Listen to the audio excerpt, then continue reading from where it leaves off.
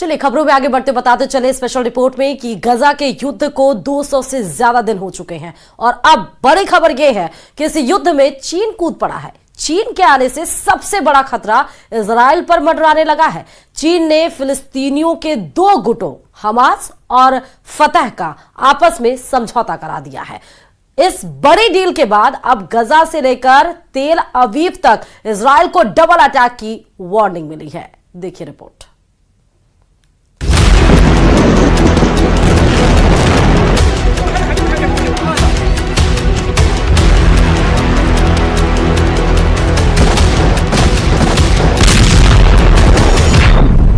Gaza युद्ध में कूदा चीन, अब फंस गया इजराइल।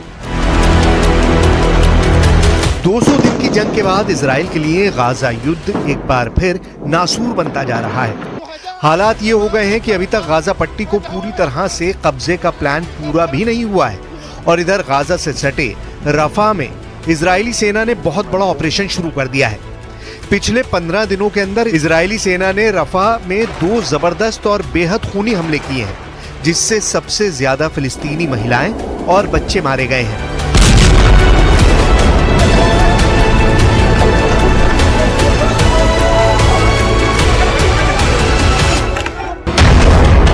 लेकिन इस बीच हारते हमास ने चीन की मदद से ऐसा कदम उठाया है जो इजराइल पर बहुत भारी पड़ सकता है। दावों के मुताबिक गाजा युद्ध में एक तरह से चीन कूद पड़ा है और चीन ने अब हमास के लड़ाकों और फिलिस्तीन में मौजूद फतह समर्थकों को एक साथ एकजुट कर रहा है ताकि गाजा युद्ध में हमास के लड़ाकों और फिलिस्तीनियों को बचाया जा सके।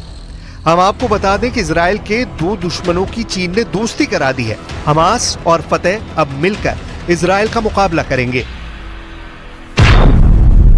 हमास फतह एक साथ रफा में डबल अटैक। 应中方邀请，巴勒斯坦民族解放运动和伊斯兰抵抗组织代表日前来京磋商，就推进巴内部和解、深入坦诚对话。 हम आपको बता दें कि फिलिस्तीन में 2 गुट हैं जो फिलिस्तीनियों के हक के लिए जंग कर रहे हैं। ये हैं फिलिस्तीनी समूह फतह और हमास। फिलिस्तीनी समूह फतह और हमास लगभग 2 दशक से एक दूसरे के कट्टर दुश्मन रहे हैं, लेकिन अब चीन ने इजराइल के खिलाफ फिलिस्तीनी समूह फतह और हमास को एक साथ ला दिया है। दोनों को इजराइल के खिलाफ एकजुट कर दिया है। चीनी विदेश मंत्रालय के प्रवक्ता लिन जियान का दावा है कि फिलिस्तीनियों की खातिर फतह और हमास ने दुश्मनी भुलाकर एक दूसरे से हाथ मिला लिया है ताकि इजराइल के हमलों का मुकाबला गाजा और रफा में किया जा सके। أما بالنسبة للي بنسمع عن فتح وحماس وبصير اتفاقيات والاجتماعات في الصين وشيء، بتمنى يا رب أنا مع الصين يا رب إنها تقف جنبنا وتسندنا، إحنا غلابة برضو بدنا نعيش. نأمل أن يبنى على ما تم الاتفاق عليه سابقا في هذه اللقاءات وأن نبدأ صفحة جديدة خاصة في ظل هذه। अब आप ये भी जान लीजिए कि हमास और फतह के समझौते से इजराइल को क्या नुकसान होगा। पश्चिमी मीडिया के मुताबिक और कुछ गाजा युद्ध के जानकारों के मुताबिक अभी तक इजराइल की खुफिया एजेंसी मोसाद और शिन बेत गाजा में इसलिए कामयाब हो रही हैं क्योंकि हमास लड़ाकों की मुखबरी में फिलिस्तीनी गुट फतह समर्थकों का जबरदस्त हाथ था जो हमास के टॉप कमांडर्स की मुखबरी कर रहे थे। लेकिन समझौता हो जाने के बाद अब हमास और फतह समर्थक मिलकर इजरायली सेना पर हमला करेंगे क्योंकि रफा में इजराइल ने हमले बहुत तेज कर दिए हैं।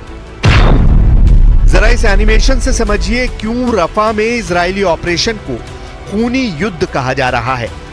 गाजा पट्टी के दक्षिणी शहर रफा में इजराइल बड़ा ऑपरेशन करने जा रहा है जिसकी वजह से 23 लाख की आबादी वाले इस इलाके में भयानक खून खराबा होगा। यहाँ हमास के लड़ाकों से ज्यादा आम इंसान मारे जाएंगे। 15 दिन के अंदर इजराइल की आईडीएफ ने रफा में भीषण हमले किए हैं जिसमें लगभग 50 के करीब फिलिस्तीनी मारे गए हैं। अब रफा में दुनिया वो खूनी मंजर देखने जा रही है जिसकी कल्पना करना भी मुश्किल है।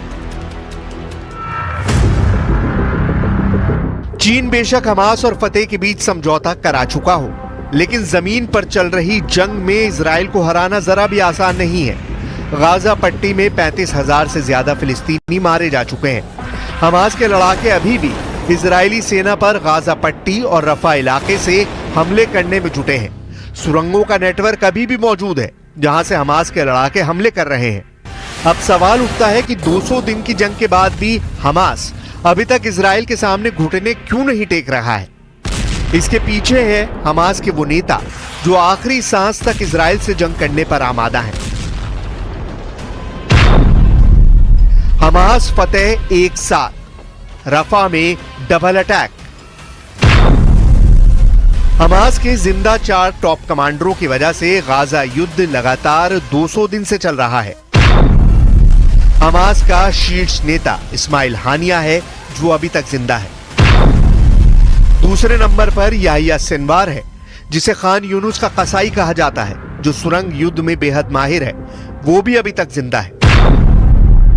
तीसरे नंबर पर मोहम्मद दईफ है जो हमास आंदोलन की सैन्य शाखा इस अल दीन अल कासम ब्रिगेड का चीफ है और अभी तक जिंदा है। और चौथा है हमास का नेता खालिद मिशाल जो हमास की विदेश में राजनीतिक ब्यूरो का प्रमुख है, जो जिंदा है। अब देखना होगा रफा पर इजराइल के बड़े हमले से पहले हमास और फतेह गुट के लड़ाके इजरायली कोहराम को रोक पाते हैं या नहीं।